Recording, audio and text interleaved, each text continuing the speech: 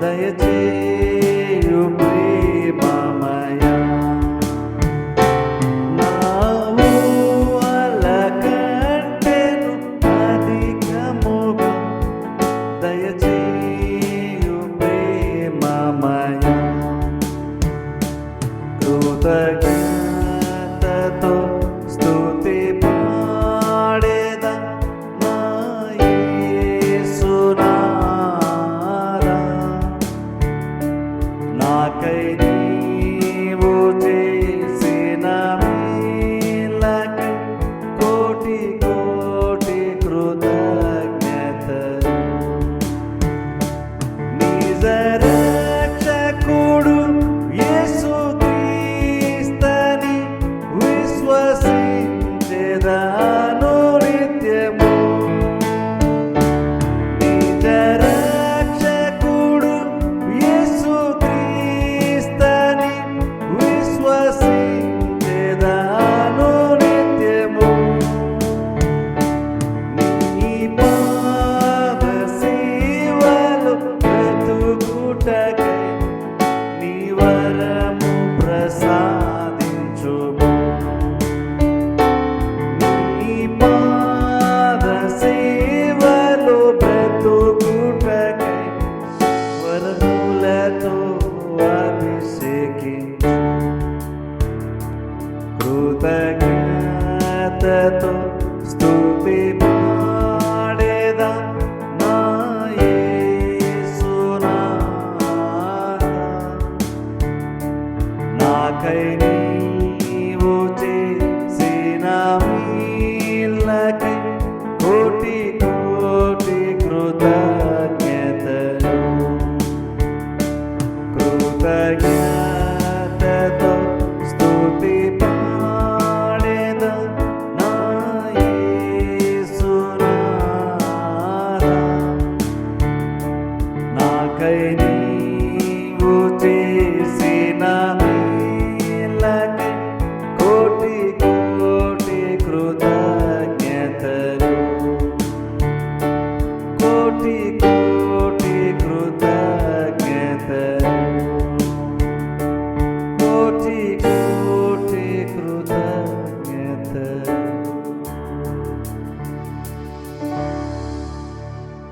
యోహాను సువార్త 17వ అధ్యాయం. యోహాను సువార్తలో నుండి 17వ అధ్యాయము 24వ వచనం నేను చదువుతాను. యోహాను సువార్త 17వ అధ్యాయము 24వ వచనం నేను చదువుతాను.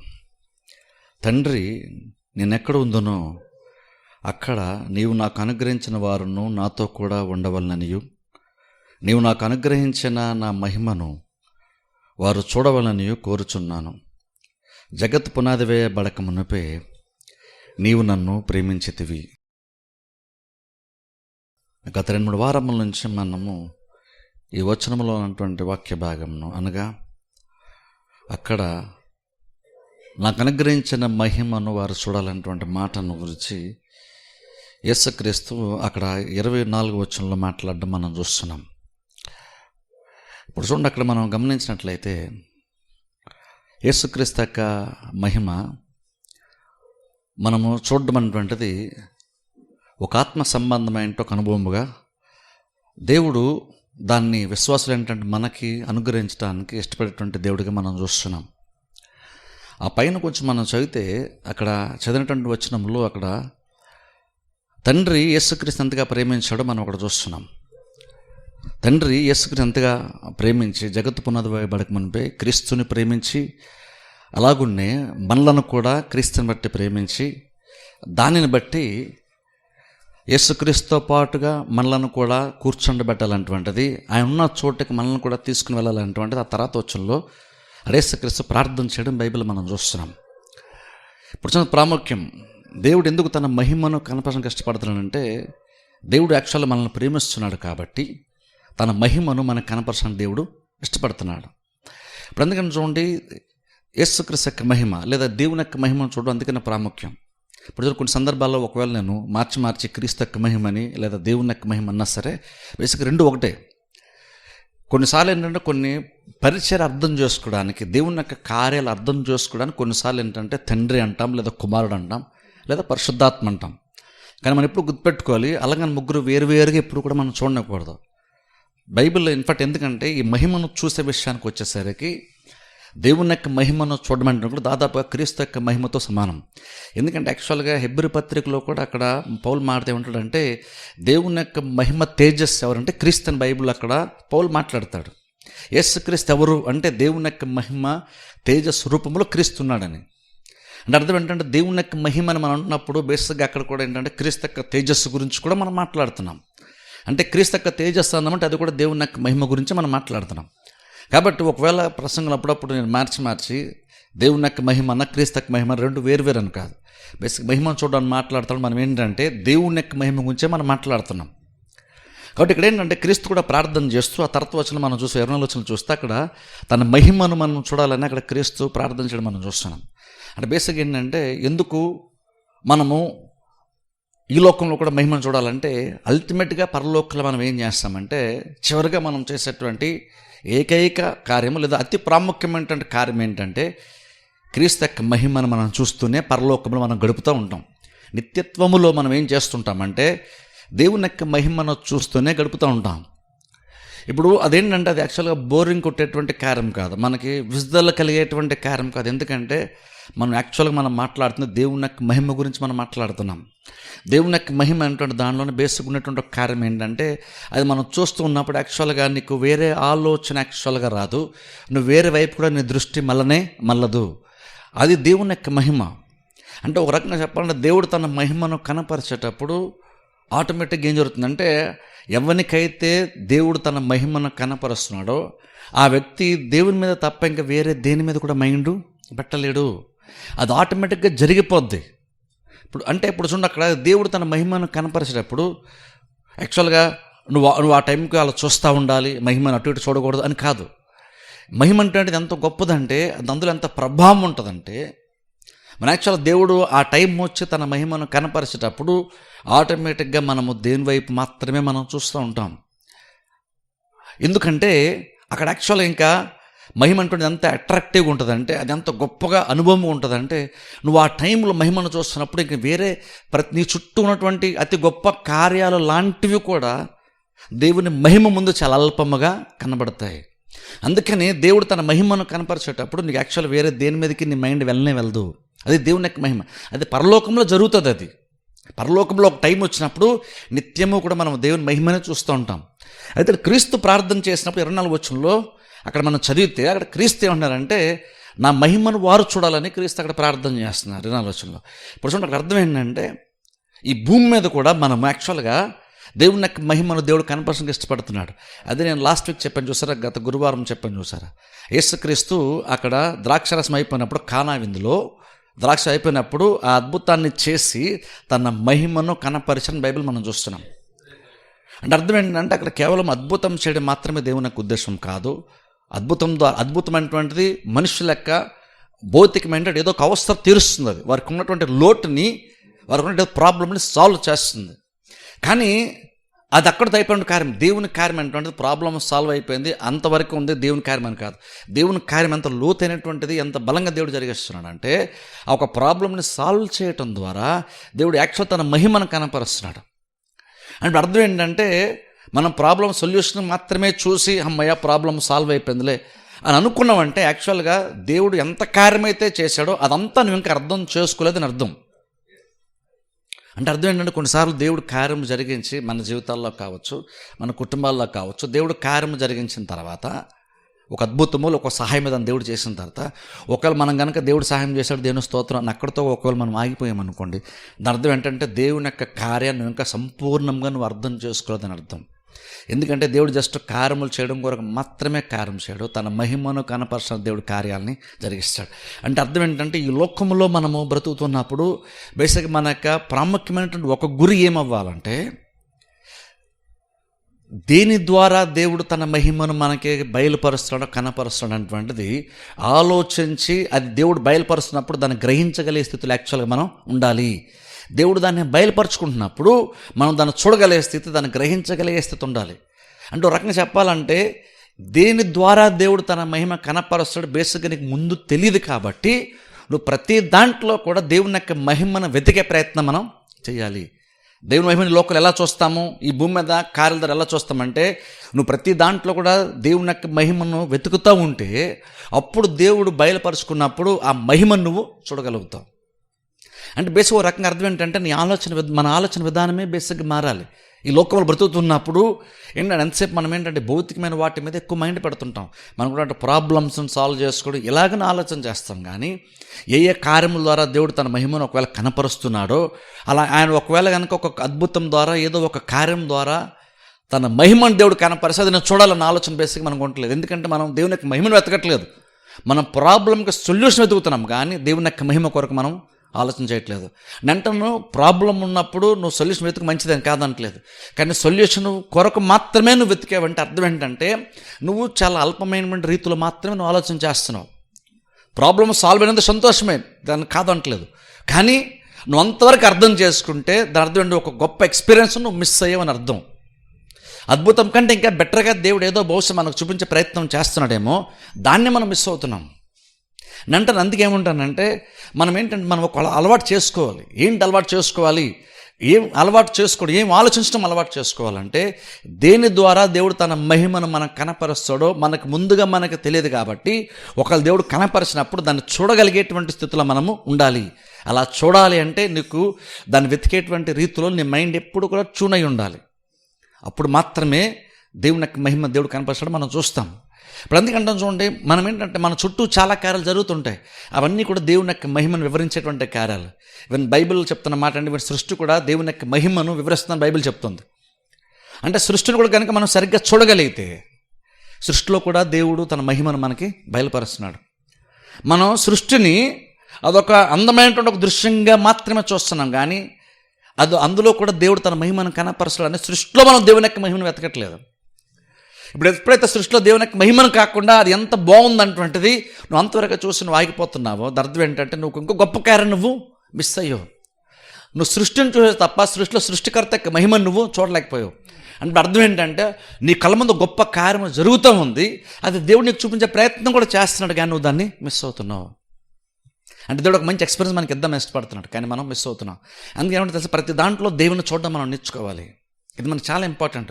ఎంతసేపు మనం ప్రతి దాంట్లో భౌతికమైన కార్యాలు మాత్రమే చూస్తున్నాం, కానీ మనం ఏం అలవాటు చేసుకోవాలంటే ప్రతి దాంట్లో ఒకవేళ దేవుడు ఏదన్నా మనకి మన కళ్ళ ముందు కనబడుతున్న దానికంటే ఇంకా లోతుగా లేదా ఇంకా ఉన్నతంగా దేవుడు ఏమన్నా మనకి బయలుపరచడని ప్రతి దాంట్లో మనం దేవుని వెతికేటువంటి రీతిలో మనం అలవాటు చేసుకోవాలి.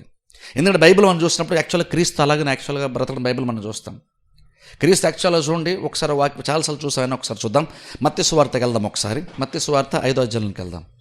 ఒకసారి మత్తయి సువార్త 5వ అధ్యాయము, మత్తయి సువార్త 5వ అధ్యాయము, మత్తయి సువార్త 5వ అధ్యాయము 45వ వచనం నేను చదువుతాను. మత్తయి సువార్త 5వ అధ్యాయము 45వ వచనం నేను చదువుతాను.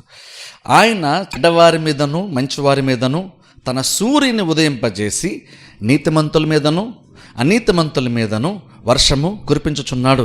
ఇక్కడ చూడండి, ఇక్కడ యేసుక్రీస్తు మాట్లాడుతున్నారు. ఇప్పుడు చూడండి, ఇక్కడ సృష్టిలో జరుగుతున్నటువంటి సహజంగా తరచుగా జరుగుతున్నటువంటి ఒక కార్యం గురించి క్రీస్తు మాట్లాడుతున్నారు. ఇప్పుడు అది అద్భుతం. ఇప్పుడు చూడండి, చాలా సందర్భంలో మనం ఏంటంటే ఇప్పుడు చూడండి, సూర్యుడు ఉదయించడం అటువంటిది లేదా వర్షం కురవటం అటువంటిది మనం అది యాక్చువల్గా చెప్పంటే దాన్ని ఈవెన్ మామూలుగా కూడా న్యాచురల్ అంటాం. అంటే సహజంగా జరుగుతున్న కార్యాలు, ప్రకృతి సంబంధమైన కార్యాలు అంటాం. అంటే ఏంటంటే దానంతట అదే జరిగిపోతున్నట్లుగానే మనం చూస్తున్నాం.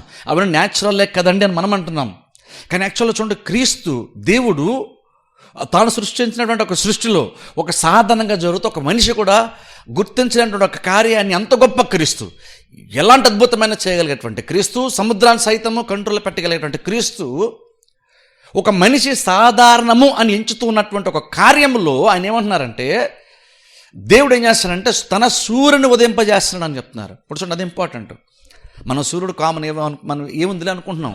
మనకి సూర్యుడు ఉదయించడం అనేటువంటిది, తెల్లారితే మనం సూర్యుని చూడడము అది సహజం, మనకి అది అలవాటు అయిపోతున్నటువంటి ఒక కార్యం. మనకి అందులో పెద్ద విషయం ఏముందిలే, అందులో చూసి దాని గురించి లోతుగా ఆలోచించడానికి ఏముందని మనం అనుకుంటున్నాం. కానీ ఒకసారి చూడండి, అసలు క్రీస్తు ఎలా చూస్తున్నారు చూడండి. ఒక మనిషే ఇది సాధారణమేలే, ఇందులో పెద్ద ఏముందిలే తెలుసుకోవడానికి, ఇందులో లోతుగా ఆలోచించడానికి ఇందులో ఏముందిలే అని సాధారణం అనుకొని పెద్దగా ఆలోచించకుండా కొట్టిపడేసేటువంటి ఒక సాధారణమైన కార్యము. ఇంకో రకం చెప్పండి, అసలు తరచూ జరుగుతుంది అక్కడ, అది అల్పంగా కూడా మనం ఎంచుతూ ఉంటాం. అదేముందిలే, సూర్యుడు ఉదయించాడు, అందులో పెద్ద విషయం ఏముందిలే అని మనం అనుకుంటాం. కానీ క్రీస్తు ఆయన మాట్లాడే మాటల విధానం చూడండి. దేవుడు తన సూర్యుని ఉదయింపజేస్తానంటున్నారు. అంటే స్పెసిఫిక్గా ఎలాగైతే స్పెసిఫిక్గా దేవుడు ప్రతిరోజు పని కట్టుకుని ఒక పని చేస్తున్నాడంట. ఏం చేస్తున్నాడు? దేవుడు తన సూర్యుని ఉదయింప చేస్తున్నాడు. అంటే అర్థం ఏంటంటే అక్కడ చూడండి, అది ప్రతిరోజు దాని వెనకాల దేవుని యొక్క హస్తం ఉందంటున్నాడు, దాని వెనకాల దేవుని యొక్క కార్యం ఉందంటున్నాడు. దేవుడు ఉదయింప చేస్తే సూర్యుడు ఉదయిస్తున్నాడట. కానీ మనం ఎప్పుడు కూడా దేవుడు ఉదయింప చేస్తే సూర్యుడు ఉదయిస్తున్నా మనం చూడలేదు. ఆటోమేటిక్గా వచ్చేస్తాడు, భూమి గుండ్రంగా తిరుగుతుంది, ఆ టైం వచ్చినప్పుడు సూర్యుడు వచ్చేస్తాడు ఆటోమేటిక్గా అనుకుంటున్నాం. కానీ బైబిల్లో చూడండి, అసలు క్రీస్తు మాట్లాడుతూ అంటే ఆయన ఎంత లోతుగా ఆలోచించారో ఒకసారి ఆలోచించండి. నేను అంటే దాన్ని బట్టి మనం కూడా నిజంగా అలాగే ఆలోచించాలేమో. ఎందుకంటే ప్రతి దాంట్లో దేవుని చూడడం కంటే గొప్ప కార్యం మరొకటి ఉండదు. ఆయన అందులో ఎంత లోతుగా చూస్తున్నారంటే తన సూర్యుడిని అది సూర్యుడు తనది అని మాత్రం చెప్పట్లేదు, ఆయన ఉదయింప చేస్తున్నాడు. ఆయన చేస్తే అది వస్తుందంట, అది వస్తుంది. అది ఉదయింపజేస్తుంటే మనందరం కూడా సూర్యుడిని మనం అనుభవిస్తున్నాం. ఆ సూర్యునికి కిరణాలని లేదా వెలుగుని మనం అనుభవిస్తున్నామంటే, ఎలాగైతే మనం నైట్ టైం అనేది మనం స్విచ్ చేస్తున్నాం, అలాగే దేవుడు ప్రతిరోజు సూర్యుని ఉదయింపజేస్తుంటే అవుతుంది. అది న్యాచురల్గా జరగట్లేదు, దేవుడు ఉదయింపజేస్తున్నాడు.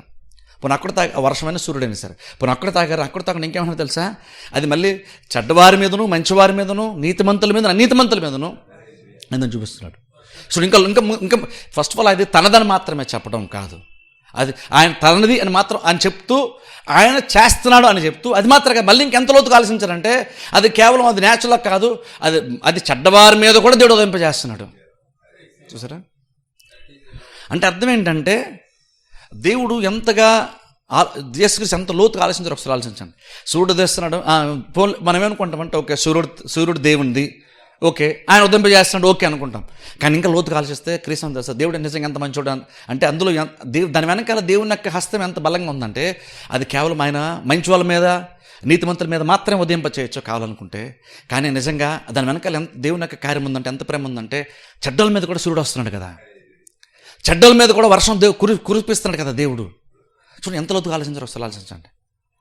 అంటే రకంగా ఆలోచిస్తే అది న్యాచురల్ అయ్యి ఉంటే కనుక బహుశా అలా ఉండకపోవచ్చు. అంటున్నారు చెడ్డోళ్ళ మీద కూడా దేవుడు సూర్యుడు చేస్తున్నాడు కదా. అంటే అది కూడా ఒక ప్రత్యేకమైనటువంటి ఒక ఆశీర్వాదంలో దేవుడు చూస్తున్నాడు. మనమేమో సూర్యుడు ఏముందని అనుకుంటున్నాం, కానీ చూడండి నేను ఎంతలో ఆలోచించారు. అంటే నేను ఏమంటానంటే మనం ఏంటంటే దేవుని మహిమను చూడడం అనే విషయానికి వచ్చేసరికి, దేవుని చూడడం అనే విషయానికి వచ్చేసరికి మనం ఏంటంటే ఎంతసేపు ఏంటంటే చర్చిలో ఉన్నప్పుడు, పాటలు పాడేటప్పుడు, లేదా వాక్యం వినేటప్పుడు, లేదా ప్రార్థన చేసేటప్పుడు దేవుని మనం చూడగలుగుతా, దేవుని మహిమను బహుశా ఎక్స్పీరియన్స్ చేస్తాం అనుకుంటున్నాం. కానీ అంటే చూడండి మనం తరచుగా మన జీవితంలో తరచుగా జరుగుతున్నటువంటి కార్యాలు, అందులో కూడా నువ్వు కనుక లోతుగా పరిశీలన చేసి దేవుని యొక్క మహిమను వెతికే ప్రయత్నం చేస్తే, నువ్వు దేవుని వెతికే ప్రయత్నం చేస్తే నీకు ఖచ్చితంగా అందులో కూడా దేవుడు కానీ దేవుని యొక్క మహిమని ఖచ్చితంగా కనబడుతుంది. అయితే ప్రాబ్లం ఏంటంటే మనము అలా మనం ఎంతసేపు దేవుని మహిమ అనేసరికి, దేవుడు అనేసరికి చర్చిలోకి వచ్చినప్పుడు గురించి, పాటలు పాడేటప్పుడు, ఆరాధించేటప్పుడు, వాక్యం వినేటప్పుడు, ప్రార్థన చేసేటప్పుడు గురించి మాత్రమే ఆలోచిస్తున్నాం. ఎక్కడ దేవుని చూస్తాం, ఎంతవరకే దేవుని చూస్తాం అనుకుంటున్నాం. దేవుడు కేవలం అంతవరకే కనబరుచుకుని ఇష్టపడలేదు. దేవుడు ఇంకా బయట కూడా నువ్వు తరచుగా జరుగుతున్నటువంటి అల్పంగా ఇచ్చేటువంటి కార్యాల ద్వారా కూడా దేవుడు తన మహిమను కనపరుస్తున్నాడు. ఇన్ఫాక్ట్ ఇంకా చెప్పాలంటే అసలు న్యాచురల్గా సహజంగా జరుగుతున్న మంచి కార్యాలనే కాదు, ఈవెన్ చెడ్డ కార్యాలు కూడా దేవుని యొక్క మహిమ మనం చూడొచ్చు. చెడ్డ కార్యాలు దేవుని యొక్క మహిమ చూడొచ్చు. అర్థం ఏంటంటే ఈవెన్ ఎగ్జాంపుల్ మీరు యోసేపుని చూడండి.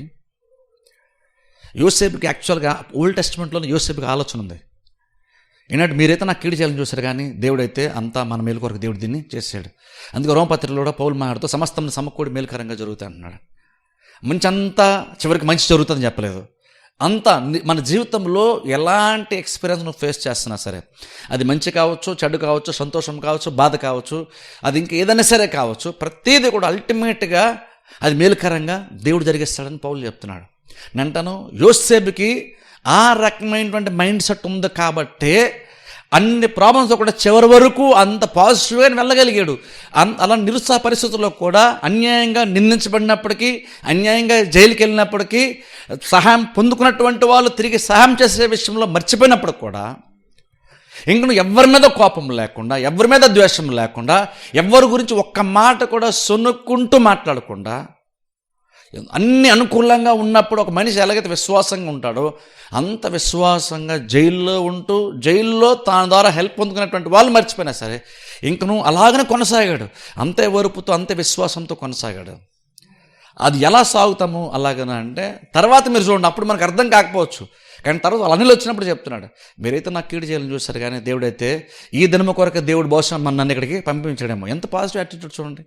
వాళ్ళన్నీ కావాలని అసూయతో గోతులో పడేస్తే అంటున్నాడు, బహుశా మనందరం బ్రతడానికి మీరు నేను అందరం బ్రతడానికేనేమో దేవుడు ముందుగా నన్ను ఇక్కడికి పంపించాడు అంటూ రకంగా అక్కడ యోసేపు ఏం చెప్తున్నాడంటే, నేను గోతులో పడినా సరే, ఒకవేళ నేను జైల్లోకి అన్యాయంగా వెళ్ళినా సరే, లేదా ఇంకేదైతే జరిగినా సరే ప్రతీది కూడా ఈ దినము కొరకనేమో దేవుడు ప్రతీది జరిగిస్తూ వచ్చాడు.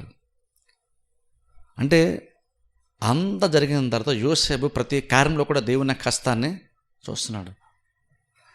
దాని వెనకాల వాళ్ళన్నీ యొక్క కుతంత్రాన్ని చూడట్లేదు ఆయన, వాళ్ళన్నీ యొక్క నెగిటివ్ మైండ్ సెట్ని చూడట్లేదు.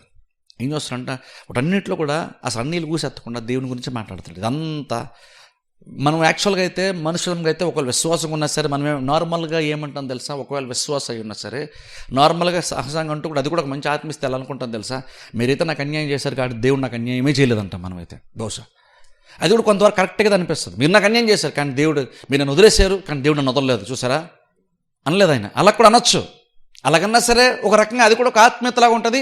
అది కూడా నిజమే కదా, వాళ్ళు అన్యాయం చేశారు కానీ దేవుడానికి అన్యాయం చేయలేదు, దేవుని నమ్మాడు కాబట్టి, అందుకే మనుషులు నమ్ముకోలేదు, దేవుని నమ్ముకున్నాడు కాబట్టి దేవుడు విడిచిపెట్టలేదు అని అలా కూడా అనొచ్చు. కానీ అలా అంటలేదు అక్కడ దాని వెనకాల వాళ్ళు అన్నీలే డెలిబరేట్గా కావాలని చేసినా సరే అలా అంటలేదు యోసేపు.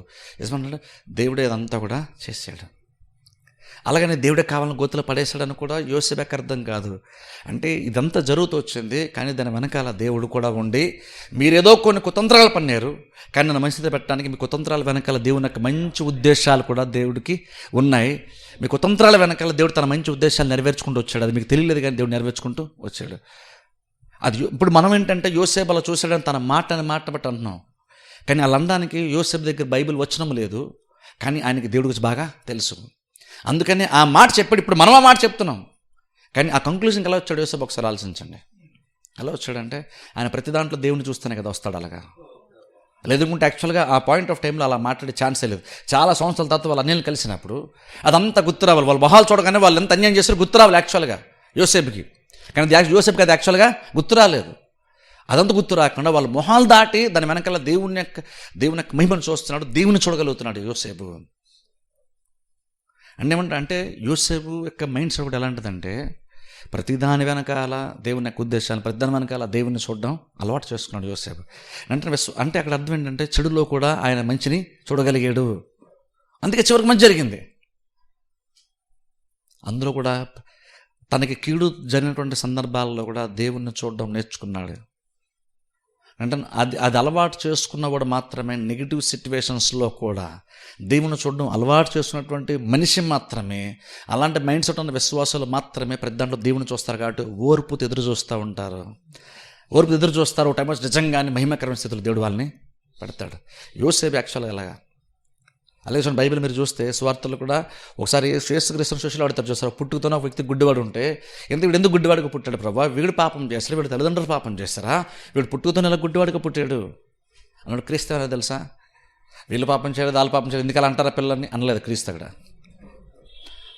అసలు పాపం గుడ్డుదంతా బాధపడతాను మీరు ఎందుకు మళ్ళీ అలాగ అంటున్నారు, వాళ్ళ తల్లిదండ్రులు ఎందుకు అంటున్నారు, అలా ఏదో ఒక మంచి మనిషిలాగా మాత్రం అక్కడ క్రీస్తు రెస్పాండ్ అవ్వలేదు. ఏమన్నా తెలుసా, దేవుని క్రియలు వీరి ద్వారా బయలుపరచబడ్డానికి అన్నారు. ఒక పుట్టుకతో గుడ్డివాడు ఉంటే అందరూ ఏమో దాని వెనకాల కారణం పాపమే దాని కారణం అని అందరూ అనుకుంటుంటే, మనుషులు అంత ఎక్స్ట్రీమ్గా ఆలోచిస్తుంటే క్రీస్తు ఎంత ఎక్స్ట్రీమ్గా ఆలోచిస్తున్నారు తెలుసా.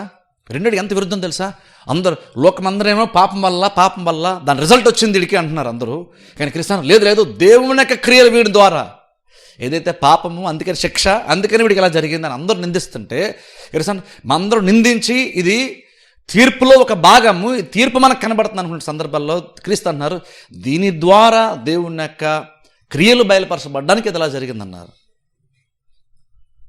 అంటే దాని అర్థము కావాలనే ఒక టైం వచ్చినప్పుడు క్రీస్తు భూమి మీదకి వచ్చి ఆయన అద్భుతం చేయాలి కాబట్టి ఆయన గుడ్డోడిగా దేవుడే చేశాడని కదా అర్థం. నేను అలా కూడా చెప్పట్లేదు. కానీ అక్కడ క్రీస్తు యొక్క ఉద్దేశం ఏంటంటే దేవుడే కావాలని గుడ్డోడే చేశాడు ఎందుకంటే ఆయన మహింప తెచ్చుకోవడానికి అని కాదు. అలా కాదు, ప్రాబ్లం ఆయన తెచ్చి మళ్ళీ సొల్యూషన్ తెచ్చే గొప్పడవడానికి కాదు క్రీస్తు. అంత సిల్లీగా ఆలోచించాడు. బహుశా మనం కొన్నిసార్లు అల్పంగా మనం ఆలోచిస్తాం, కానీ దేవుడు అలా ఆలోచించాడు, అంత సిల్లీగా ఆలోచించాడు. అదేం చెప్పు ప్రాబ్లం ఎందుకు, మీరు ప్రాబ్లంనే చూస్తున్నారు. అక్కడ క్రీస్తు యాక్చువల్గా అద్భుతం అంటే వాళ్ళ ఆలోచన విధానాన్ని మార్చే ప్రయత్నం చేశారు. అందుకని అంత లోతుగా చెప్పారు ఆయన విషయాన్ని. దేవుని క్రియలు వీని ద్వారా బయలుపరచబడ్డానికి ఇది అలా జరిగింది. సరే, ఒక గుడ్డివాడుగా ఉంటున్నప్పుడు లోకం అందరి యొక్క యాటిట్యూడ్ ఏమో పాపం అన్నట్టుగా ఆలోచిస్తున్నప్పుడు, ఒక క్రీస్తు మాత్రము లేదు వీని మీరు చూడలేకపోతున్నారు, కానీ నేనేం చూస్తాను క్రీస్తు అంటున్నానంటే లేదు ఈయన ద్వారా, ఈ గుడ్డితనం ద్వారా, ఈ వ్యక్తి ద్వారా దేవుని క్రియలు మీరు చూస్తారని చెప్తున్నారు క్రీస్తు. ఒకసారి ఆలోచించండి. అంటే చూడండి, మనుషుల యొక్క ఆలోచనకి క్రీస్తు కాలం ఎంత డిఫరెన్స్ ఉందో. ఇక్కడ చూస్తే సూర్యుని వర్షం గురించి క్రీస్తు మాట్లాడుతున్నారు. అలా అక్కడ మనం చూస్తేనేమో అక్కడేమో గుడ్డివాడుగా ఉంటేనేమో లేదు ఈ వ్యక్తి ద్వారా దేవుని క్రియలు బయలుపరచబడ్డానికి. అంటే నేనేమంటానంటే, నువ్వు ప్రతి కార్యంలో కూడా నువ్వు చూడొచ్చు. నువ్వు దేవుని చూడగలిగితే నువ్వు దేవుని యొక్క మహిమ ఖచ్చితంగా నువ్వు చూస్తావు. అంటే చూడండి, ప్రతి చిన్న దాంట్లో మనం చేసేటువంటి పనిలో మనం ఒక డ్యూటీ చేసుకున్నా సరే, మన ఇంట్లో పనులు చేస్తున్నా సరే, మన చర్చిలోకి వచ్చినా సరే, ఏం చేస్తున్నా సరే, ప్రతి దాంట్లో దేవుని కూర్చున్న ఆలోచన ఖచ్చితంగా మనకి ఉండాలి. ఇందులో ఒకళ్ళు దేవుడు ఉంటాడు, ఇందులో దేవుడు ఉంటే దేవుడు ఎలా స్పందిస్తాడు, ఇందులో దేవుడు ఉంటే దేవుడు ఎలా రెస్పాండ్ అవుతాడు, ఒకళ్ళు ఇందులో దేవుడు ఏమైనా ఉంటున్నాడా, నేనేమన్నా చూడాలా అందులో ఆయన్ని. అలాగా ప్రతి సిచ్యువేషన్లో కూడా దేవుని తేగలే స్థితి మనకి ఉండాలి. మనుషుల వరకు మాత్రమే మనం ఆలోచిస్తే అర్థం ఏంటంటే, నువ్వు యాక్చువల్గా నువ్వు లోతుగా నువ్వు ఆలోచించట్లేదు, నువ్వు ఉన్నతంగా ఆలోచించలేదు. అప్పుడు అంటే నీకు అది అలవాటు అవ్వకపోతే ఒకళ్ళు రేపు ఎప్పుడన్నా దేవుడు నిజంగా నీ కళ్ళ ముందు మహిమను కనపరచడం సార్ నువ్వు చూడలేవు. నువ్వు చూస్తూ ఉంటే నీకు కనబడిపోద్దని చెప్పట్లేదు, జాగ్రత్తగా గమనించండి.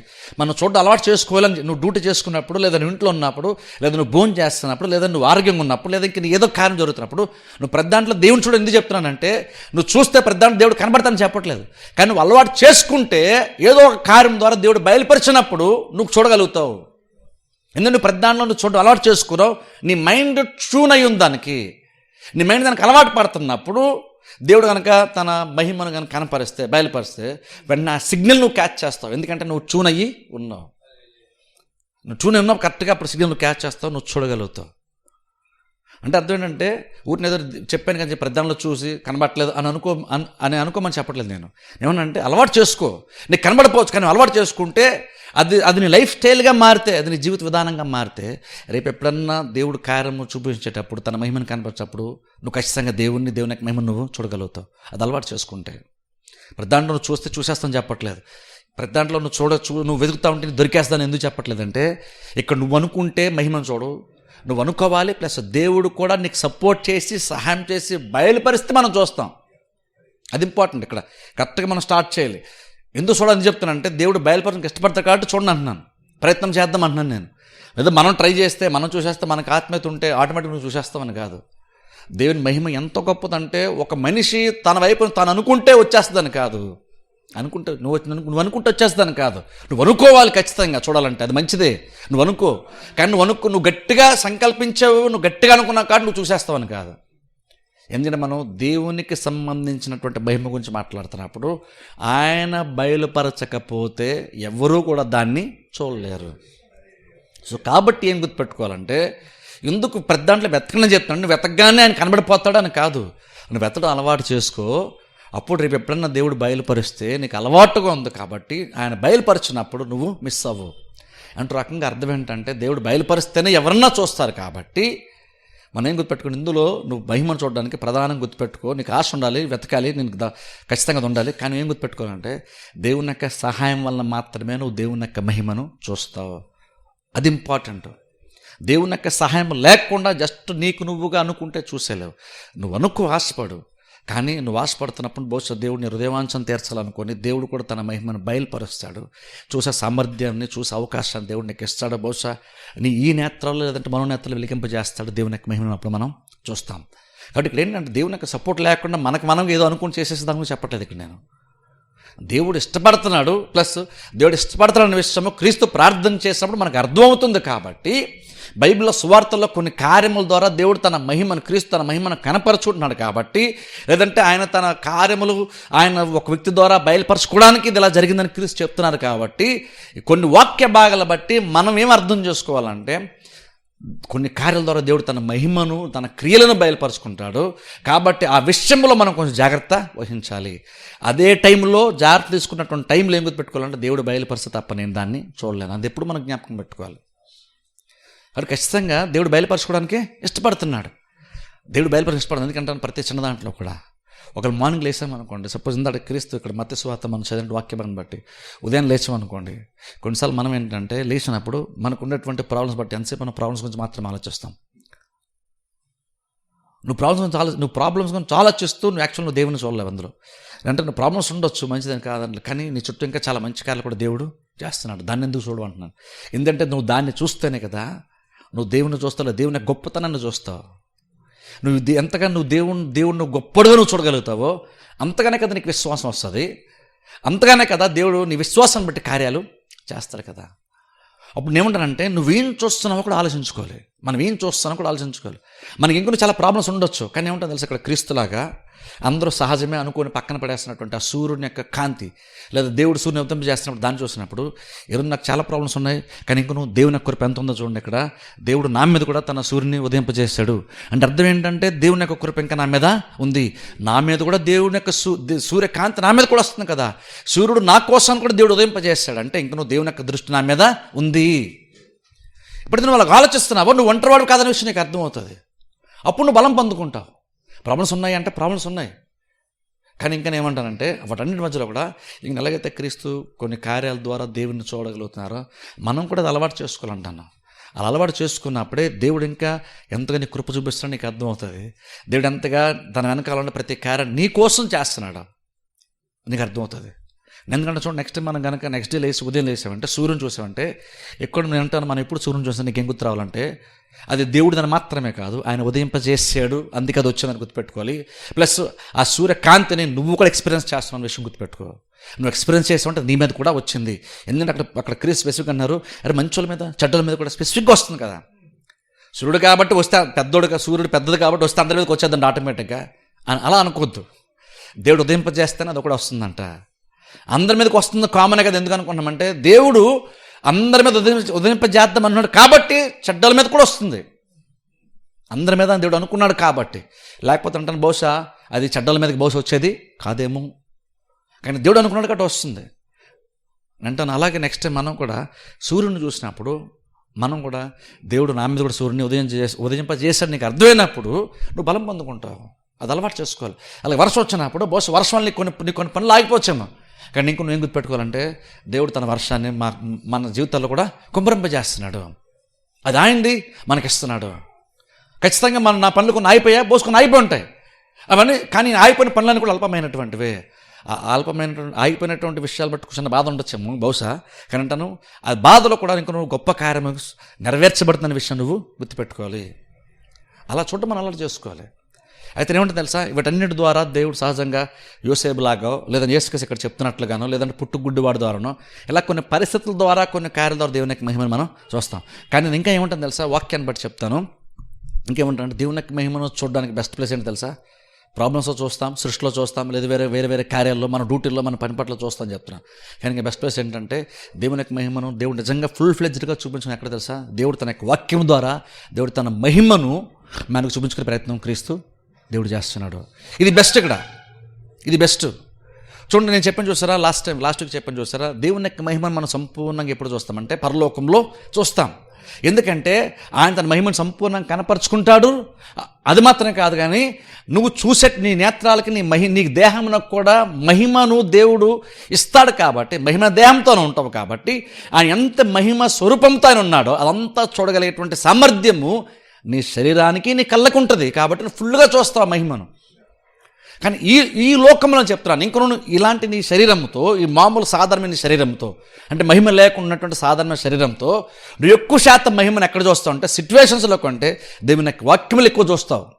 ఎందుకంటే దేవుడు కూడా జనరల్గా బయట జరుగుతున్న కార్యాల కంటే తన వాక్యం ద్వారా అత్యధిక మహిమను కనపరచడానికి దేవుడు ఇష్టపడుతున్నాడు. పరిస్థితుల ద్వారా ఉంటుందా, సూర్యుడి ద్వారా ఉంటుందా, ఖచ్చితంగా ఉంటుంది.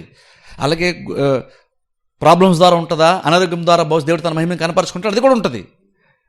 కానీ దేవుడు కంప్లీట్గా ఎక్కువ శాతం ఈ లోకంలో ఎక్కువ బయలుపరుచుకునేది తన మహిమను ఓపెన్గా చూపించింది ఎక్కడ అంటే దేవుడు తన యొక్క వాక్యంలో తన మహిమను దేవుడు చూపించుకుంటాడు. ఎందుకంటే వాక్యము ఆయనది కాబట్టి ఆయన వాక్యం ద్వారా తన మహిమను కనపరుస్తాడు. ఎందుకంటే చూడండి, మనం బైబిల్ చదువుతున్నప్పుడు గుర్తుపెట్టుకోవాలి. యాక్చువల్గా మనం బైబిల్ చదువుతుంటే అర్థం ఏంటంటే ఇది వాక్యం అన్నామంటే అర్థం ఏంటంటే ఈ వాక్యమే శరీరాన్ని ధరించుకొని భూమి మీదకి వచ్చారు. అంటే యేసుక్రీస్తు మనం మాట్లాడుతున్నాం. ఆది యందు వాక్యం ఉండను, వాక్యం దేవుని దగ్గర ఉండను, వాక్యమే దేవుడై ఉండను, ఆ వాక్యం శరీరం ధరించుకొని మన మధ్యన సంచారం చేసిన బైబిల్ చెప్తుంది, యోహాను సువార్త 1వ అధ్యాయం. సో ఇప్పుడు దాన్ని బట్టి చూసుకున్నప్పుడు మనం వాక్యం గురించి మనం మాట్లాడుతున్నప్పుడు అర్థం ఏంటంటే మనం యాక్చువల్గా క్రీస్తు గురించే మాట్లాడుతున్నాం. మనం క్రీస్తు శరీరం ధరించుకొని భౌతికంగా వచ్చాడు, కానీ ఆయన ఇంతకుముందు ఎవరంటే వాక్య రూపంలో ఆయన ఉన్నాడు. అంటే రకంగా చదువుతున్నావంటే ఒక రకంగా అర్థం ఏంటంటే వాక్యాన్ని కనుక నువ్వు పైపని చదివితే మహిమకు శరీరాన్ని కప్పుకొని వచ్చిన క్రీస్తును చూస్తున్నట్టు. కానీ ఎప్పుడైతే నువ్వు లోతుగా వాక్యం చూసే ప్రయత్నం చేస్తావో నువ్వు ఆ శరీరము మహిమను కప్పుకున్నటువంటి శరీరాన్ని దాటి నువ్వు దేవుని మహిమను క్లియర్గా నువ్వు చూడగలుగుతావు. ఎందుకంటే దేవుడు తన యొక్క వాక్యం ద్వారా సంపూర్ణంగా తన మహిమను నువ్వు ఎంత చూడగలుగుతావో అంత దేవుడు తన యొక్క వాక్యం ద్వారా మహిమను కనపరుచుకుంటాడు. ఎందుకంటే ఇప్పుడు చూడండి, అది ఎలా మనకు తెలుస్తుంది? నువ్వు వాక్యం పట్ల నీకు ఎప్పుడు కరెక్ట్ ఉండాలంటాను. అందుకని మన వాక్యం వింటాడు. బేసిక్గా వాక్యం ఎందుకంటాం తెలుసా? మన వాక్యం అంటే ఎందుకంటాం అంటే ఏదో మనకు కొన్ని ప్రాబ్లమ్స్ ఉన్నాయి, ఆ ప్రాబ్లమ్స్కి ఆదరణ కోసం వాక్యం అంటాం. లేదా కొన్ని ప్రాబ్లమ్స్ ఉన్నాయి, ఆ ప్రాబ్లమ్స్ తీరాలంటే మనకి విశ్వాసం కావాలి, అందుకని విశ్వాసం కోసం వాక్యం వింటున్నాం. లేదంటే ధైర్యం పొందుకోవాలనుకున్న ధైర్యం కోసం వాక్యం వింటున్నాం, ఆదరణ కోసం వాక్యం వింటున్నాం. ఇవన్నీ కూడా మంచివే, నేను కాదంటే ఇవన్నీ కూడా మంచివే. ఖచ్చితంగా వాక్యం ద్వారా ఆదరణ వస్తుంది, వాక్యం ద్వారా ధైర్యం వస్తుంది, వాక్యం ద్వారా నిరీక్షణ ఏర్పడుతుంది, వాక్యం ద్వారా విశ్వాసం కూడా వస్తుంది. ఖచ్చితంగా అవన్నీ కాదంటలేదు నేను. కానీ ఇంకేం గుర్తుపెట్టుకోవాలంటే ఇంకంతకన్నా ఉన్నతంగా వాక్యం మనకి కొన్ని విషయాలు తెలియజేస్తుంది. అంటే ఇవన్నీ కూడా ఏంటంటే గొప్ప ఉద్దేశాల్లో ఇది ఒక అల్పమైనటువంటి ఉద్దేశం, అంటే దానికన్నా తక్కువ ఉద్దేశం ఇది. కానీ వాక్యం ఎందుకంటే నువ్వు అందులో యాక్చువల్ నువ్వు దేవుని యొక్క మహిమను చూడాలి, నీకు అందులో యాక్చువల్ నువ్వు దేవుని కనబడాలి నీకు యాక్చువల్గా. ఎందుకంటే చూడండి, బైబిల్ మీరు చూడండి, ఎగ్జాంపుల్ చెప్తాను. యేసుక్రీస్తు చూడండి పునరుద్ధానం తిరిగి లేచిన తర్వాత, అదే అంటే ఈస్టర్ రోజున ఒక రకంగా చెప్పాలంటే పునరుద్ధానం తిరిగి లేచినప్పుడు ఎమ్మాయిసు రోడ్లో వెళ్తూ ఉన్నప్పుడు, ఆ మార్గంలో వెళ్తున్నప్పుడు ఇద్దరు వ్యక్తులు నడుచుకుంటూ వెళ్తూ క్రీస్తు గురించి మాట్లాడుకుంటున్నారు.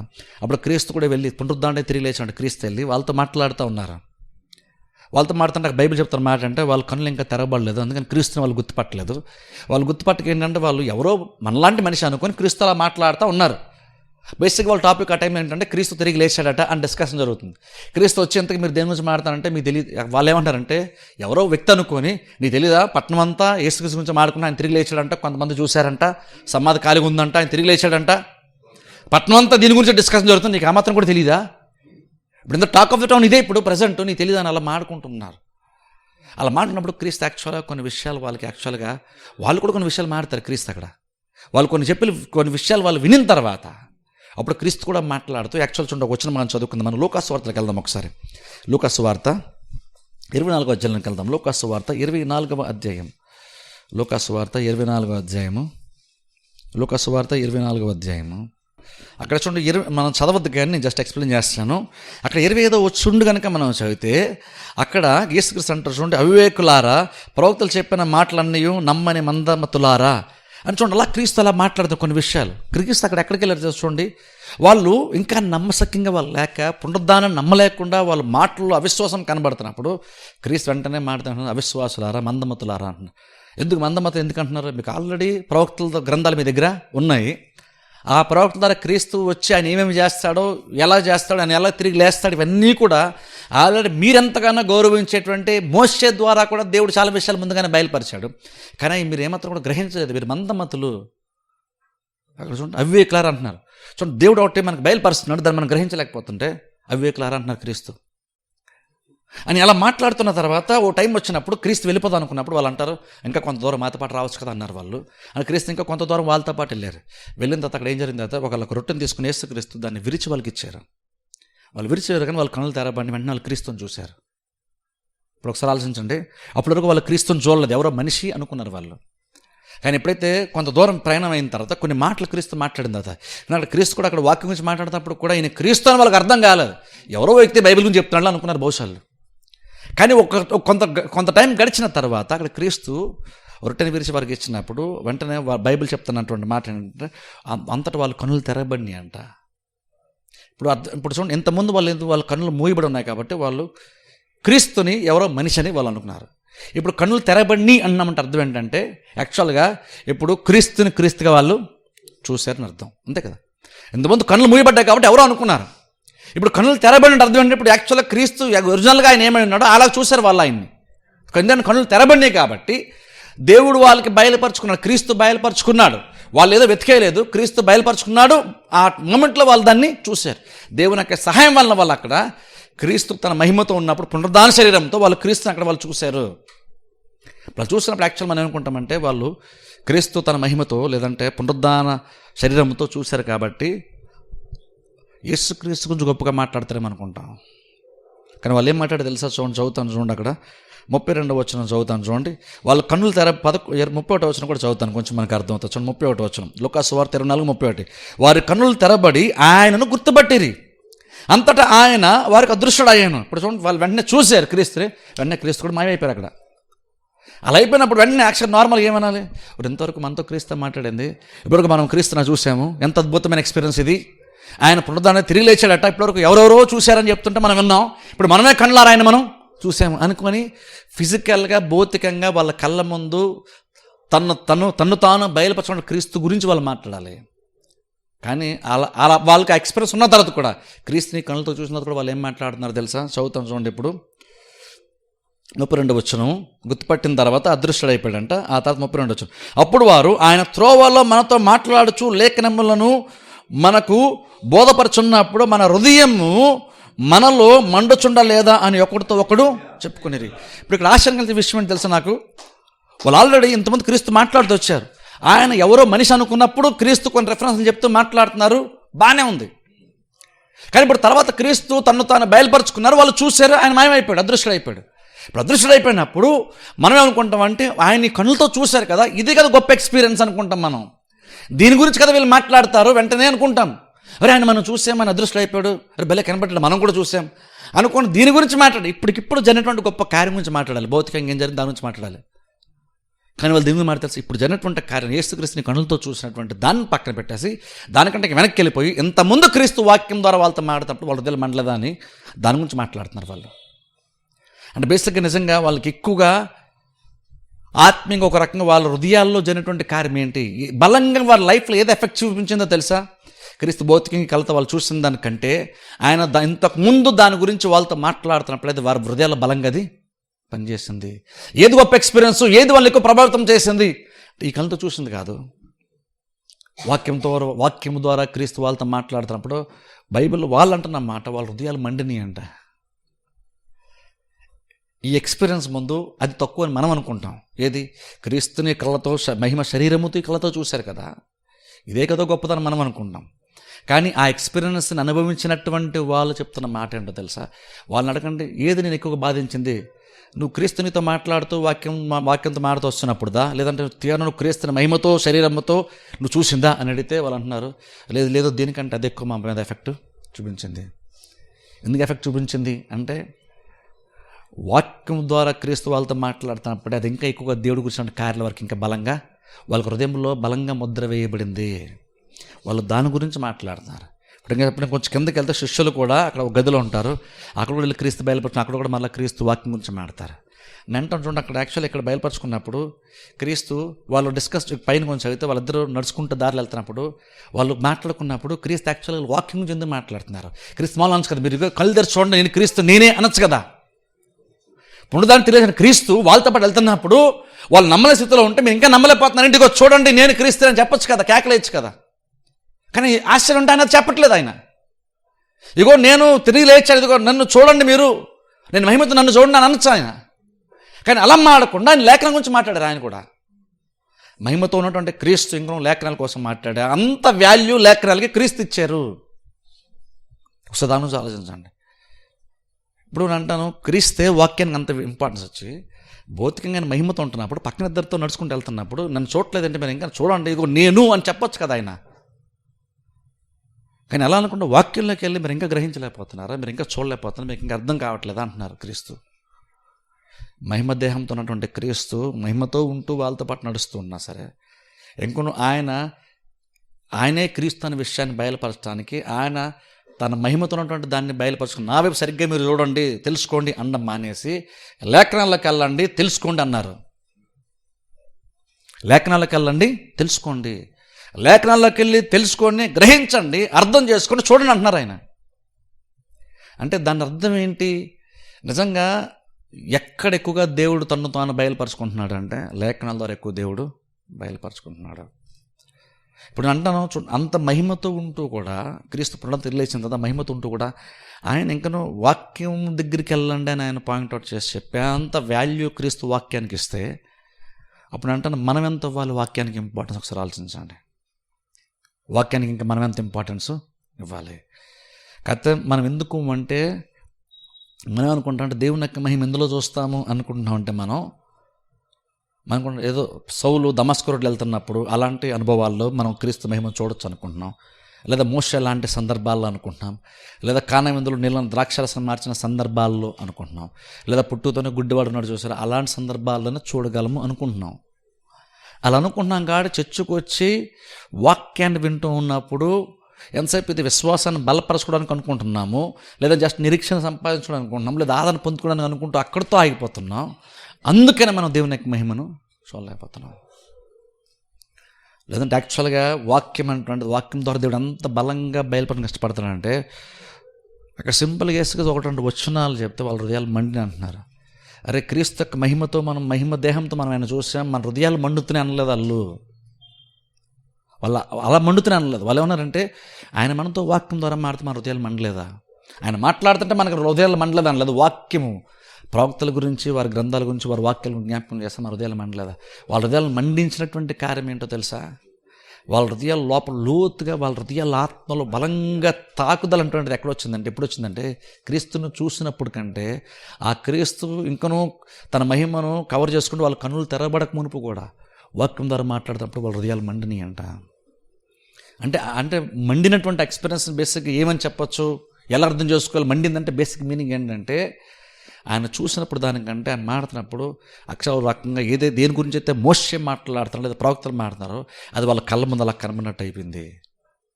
లేఖనాలను తిరిగేస్తున్నప్పుడు, లేఖనాలను క్రీస్తు జ్ఞాపకం చేస్తున్నప్పుడు వాళ్ళ కళ్ళ ముందు అది ఎక్స్పీరియన్స్ వాళ్ళు ఒక రకంగా లోపల జరిగింది వాళ్ళకి ఆత్మలో. అందుకనే మండింది అన్నారు వాళ్ళు. ఇప్పుడు చూడండి, మనం ఏంటంటే ఈ విశ్వాసం కోసం, ఆదరణ, నిరీక్షణ వీటి కోసం చేస్తున్నాం. మంచిది, అట్లీస్ట్ నీకు వాక్యం ఉన్నప్పుడు నేను బలపడ్డాను అన్నామంటే చాలా మంచి కార్యం. ఎందుకంటే నువ్వు ఎంతో కొంత వాక్యం ఎక్స్పీరియన్స్ చేస్తున్నావు. నిరీక్షణ పొందుకున్నానన్నా విశ్వాసంలో బలపడ్డానండి, ప్రసంగం విన్న తర్వాత విశ్వాసంలో బలపడ్డాను, లేదా నిరీక్షణ ఉంచాను, లేదా సంతోషం వచ్చింది, ఆనందం వచ్చింది, ధైర్యం వచ్చిందంటే వెరీ గుడ్, చాలా మంచి ఎక్స్పీరియన్స్. అది కూడా దాన్ని నేను తక్కువ చేసి చెప్పట్లేదు. కానీ వాక్యం కేవలం అంతవరకు పనిచేయడానికి దేవుడు ఇచ్చింది కాదు, అంతవరకు కాదు. అంతకన్నా హయ్యర్ గోల్ మనకు ఉండాలి, అంతకంటే ఉన్నతమైన గురి మనకు ఉండాలి. ఆ గురి ఏమవ్వాలంటే దేవుని యొక్క వాక్యం వినేటప్పుడు కేవలం నేను ఆదరణపడ్డం మాత్రమే కాదు, విశ్వాసం ఎదగటం మాత్రమే కాదు, నేను దేవుని యొక్క మహిమను చూడాలి.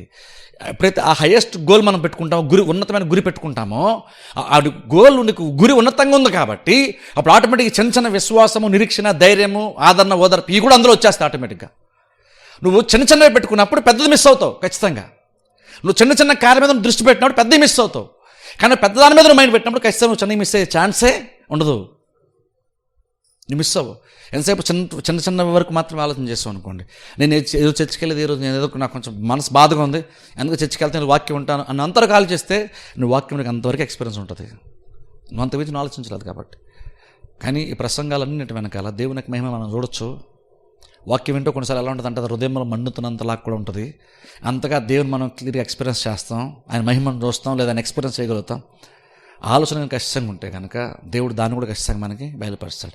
అంటే నువ్వు జస్ట్ సూర్యుడిలో నువ్వు దేవుని వెతకని చెప్తున్నప్పుడు, లేదా ఒక ప్రాబ్లంలో దేవుని వెతకని చెప్తున్నప్పుడు, ఒక రోగంలో దేవుని వెతకని చెప్తున్నప్పుడు, వీటిలోనే దేవుడు కనపరుచుకుంటే మరి వాక్యంలో ఇంకెక్కువ కనపరుచుకుంటాడు కదా దేవుడు. వీటి ద్వారానే అంత కనపరుచుకున్నప్పుడు దేవుడు, అందులోనే దేవుడు మనం చూడగలిగినప్పుడు ఖచ్చితంగా ఆదిందు వాక్యం ఉండని, వాక్యమే దేవుడే ఉండాను కాబట్టి అప్పుడు మరి వాక్యం ద్వారా దేవుడు ఇంకెంత ఎక్కువ తను తాను బయలుపరుచుకుంటాడు. అప్పుడు మనం ఇక్కడికి వచ్చి మనం బయట ఎక్కడ చూడలేకపోయినా ఖచ్చితంగా ఇక్కడికి వచ్చినప్పుడు మనం ఖచ్చితంగా మన దేవుని యొక్క మహిమను మనం చూడగలగాలి, ఖచ్చితంగా చూడగలగాలి. ఎందుకంటే మిగిలిన దాంట్లో నువ్వు చూడలేకపోవచ్చు, దేవుడు బయలుపరచుకోలేకపోవచ్చు, కానీ ఖచ్చితంగా దేవుని ద్వారా దేవుడు తప్పకుండా బయలుపరుచుకుంటాడు. అప్పుడు అంటాను దీని మీద మనం మైండ్ పెట్టడం నేర్చుకోవాలంటాను. దేని గురించి ఆలోచించాలి మనం. ప్రసంగం వినేటప్పుడు మనకు కొంచెం ఉన్నతమైనటువంటి ఒక గురి మనకు ఉండాలి. అంటే అర్థం ఏంటంటే వాక్యం పట్ల నీ అప్రోచే మారాలంటాను.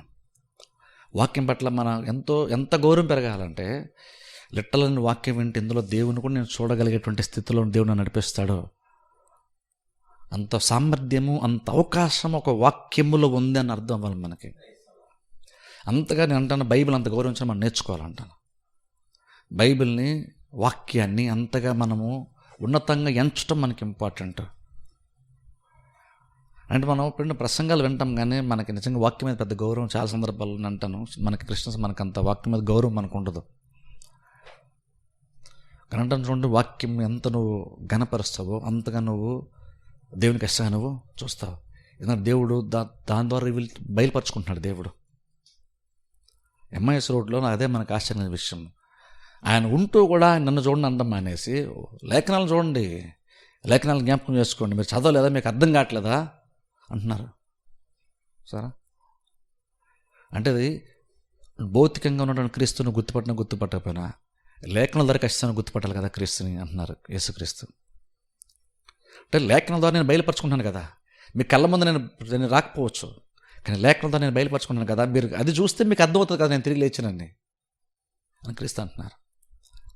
నేను అంటాను, క్రీస్తే వాక్యానికి అంత ఇంపార్టెన్స్ ఇస్తే మనం ఎంత ఇవ్వాలంటాను నేను.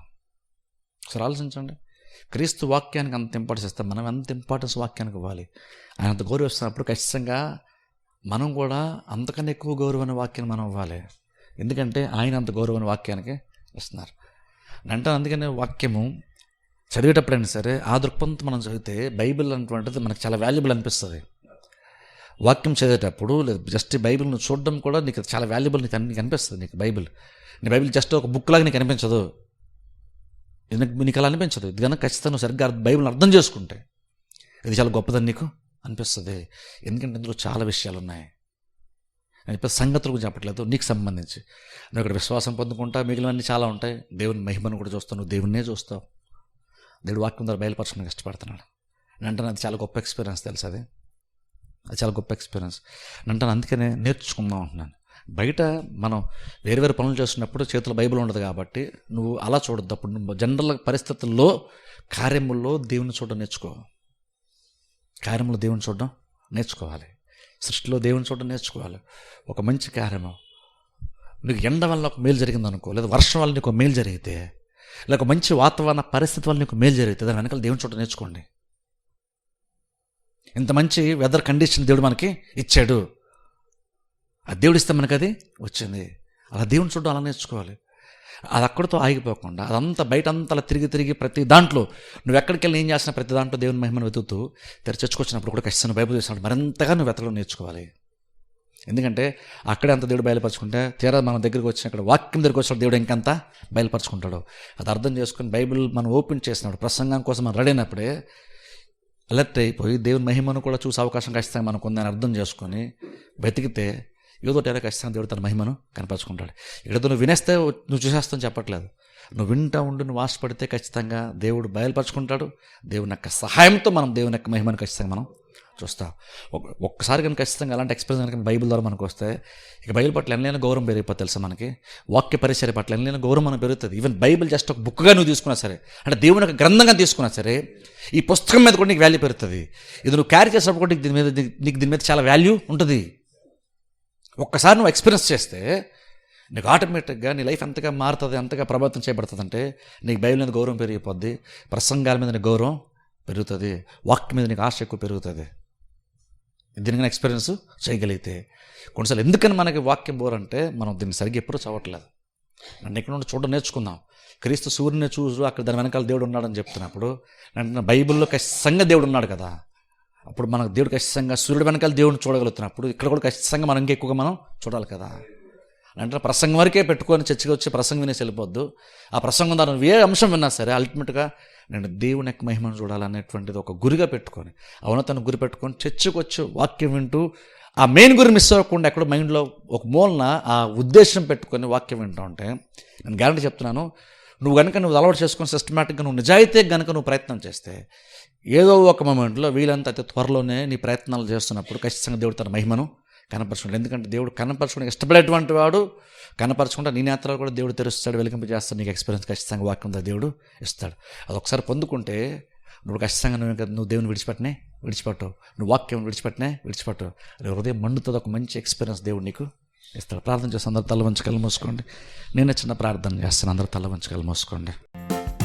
నీవే నా ఆధారం, నీ ప్రేమకు సాటెవరు?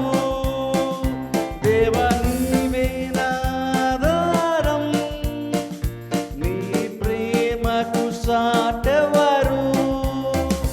నా జీవిత కాలమంతా నిన్ను పాడి స్తుతించెదను. నా జీవిత కాలమంతా